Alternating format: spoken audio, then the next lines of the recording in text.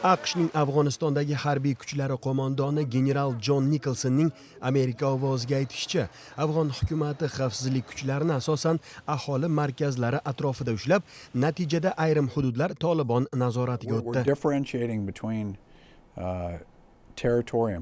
Hudud va aholi o'rtasidagi farqga e'tiborni qaratmoqchiman. Afg'on xavfsizlik kuchlari hududlarni ushlab qolishga harakat qilmadi, ammo aholi yashovchi rayonlarni himoya qildi. Bilamizki, Afg'onistonda odamlar siyrak, katta hududlar bor.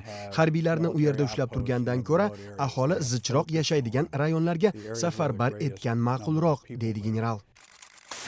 Ayni damda Afg'onistonda AQSh qo'mondonligi ostidagi xalqaro koalitsiya tarkibida 14 mingdan kamroq askar qolgan.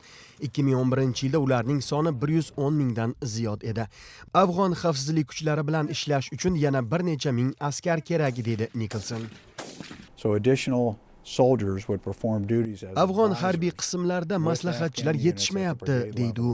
Bundan oldin general AQSh Senati qo'mitasiga Afg'on armiyasi safidagi katta talofatlar haqida hisobot bergan edi.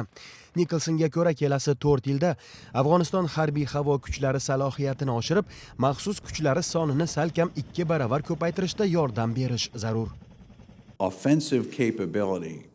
Afg'oniston qurolli kuchlari hujumkorligini oshirishga muvaffaq bo'lsak, bu urushda keskin burilish yasash mumkin. Buning uchun harbiy havo kuchlari va maxsus qo'shinlar tayyorgarligini oshirish zarur, deydi u. General Rossiyani NATOning Afg'onistondagi ishini paysalga solib, mamlakatda tinchlik jarayoniga to'g'anoq bo'layotganlikda aybladi. Odil Ro'zaliyev, Washington.